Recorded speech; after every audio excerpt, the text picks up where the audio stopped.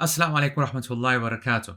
So folks, you've already seen the headline kind of videos that focus on specific areas of Pure Paisa, but in this video, I'm going to explain an overview of what the class contains, because that's one of the most oft repeated questions.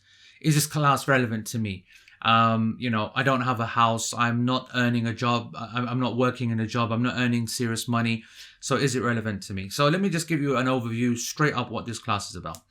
Of course, any class which is dealing with money is going to deal with the issue of trade, of business, of transactions, the history of the economic system in Islam, how we deal with finances, the various contracts classically, and then what needed to be done in modern times, whether that's buying, selling, renting, going into partnership, investing. These are all classic Islamic contracts which exist and which are slightly adjusted for today's time. That's a given. That's the academic part.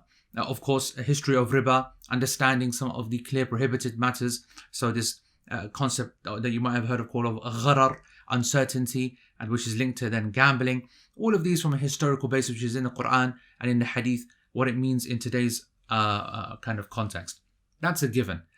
But then the practical side and why it is relevant to absolutely every single person who has got involved with any kind of money. That's why it's called the fiqh of earning and spending. Because if you're earning money, then it's a whole different level of importance because of the nature of where that money comes from. Does it need to be purified further? Is the company that you work for and indeed the job that you work for completely halal? How halal? What is the level of haram or impermissible aspects of your job that are allowed for it to be a permissible job per se? And of course that rizq, for it to be halal tayyib, and what does it even mean to be halal and tayyib?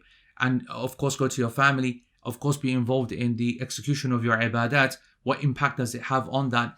What level needs to be focused on? What are the hadith that give us the kind of, if you like, the criterion that allow us to interact with the various different sources of income that we have? So we'll be going through all of the jobs that people do and what are the strong points, the weak points, and understanding that in a modern context as well. Those who are even young when they're buying things, okay? Let alone those who are responsible for the shopping, let alone those who are making major purchases, let alone those that are making major purchases using new financial transactions which have lots of doubt in it, whether those are cars on finance, whether it's mortgages, Islamic mortgages, the actual nature and the restrictions of a conventional mortgage, the concept of loans which call themselves interest-free. What is the nature of that? So this is relevant to absolutely everybody. Even, like I said, young folks going into a shop and buying things that catch their eye. What are the rulings concerning those items that they see that are on offer or are giving you free entry into a competition to buy something? Like the McDonald's promotion where you go in and you play Monopoly, or whether you are looking to a shampoo company is offering a car. You're torn between two particular brands and you decide to go with that one because it's the same price and you get a free entry as well. So there are little things that happen that you may consider insignificant but are absolutely very important when it comes to the Sharia. It covers absolutely from the smallest matters of competitions and you getting involved with a little bit of fun and sportsman's bet and stuff that you do as banter between friends, to the very serious end of actual one person's job depending upon the stock markets. Now, of course, we know at the current time and for the foreseeable future, the stock market is all over the place. And investing and buying in shares. And how do you understand whether a share is halal or not? What are the criterion? What is an index? What is the Islamic Dow Jones Index? And what is the Zoya app? And what are the various companies that are now aiming to using fintech, using financial skills and technology to be able to make things easy for you? Companies like Yielders or crowdfunding platforms that allow you to buy shares in properties, but over a very easy kind of way, as opposed to having to buy a full house. You can buy portions of that. Well, what about those items that are not restricted to just houses, which is safe business, as we were always told when we were young? What about day trading? What about currency trading? What about understanding the difference between taking advantage of the dollar, which many people did as it strengthened over the pound? Many folks knew that was going to happen, and they bought the currency for a long term, not on the forex markets. Oh, does that mean there's a problem with the forex markets? Does that mean that currency trading can only occur when there's a longer term involved? What does that even mean? What are the issues? What about those things that people are trying to do and turn to in these times where the jobs are not available?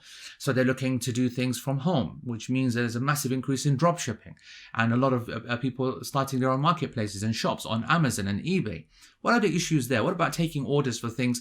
And of course, when you don't have your own kind of brand and you're doing drop shipping, then effectively what you're taking orders for a product that's not even made yet. And then you're going to then get that made to order, but the appearance is that it's all ready. The appearance to the customer is that you have that in stock, but you don't actually have that in stock. What other permissibility issues connected to selling things that you don't actually own, that don't even exist? Is delivery or the ability to deliver to a customer an absolute condition of a sale? Is the presence of the item in your possession, even though it might be present somewhere else, is that a condition of the sale? Where are the problem areas? How can you make sure that your rizq is halal? And as the class title goes, your paisa, your money, is pure. So this is essential. One of the things that has really come, we still haven't escaped from ACN and all that, multi marketing, levels, networking, pseudo pyramid schemes that I've been teaching this class for donkey's years, okay? And I've been teaching this subject for even longer.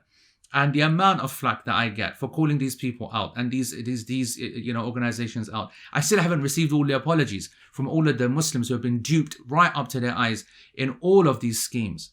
And, the language and the emotions that were involved when we were trying to give them the best advice. This is a mug. This is taking you for a mug.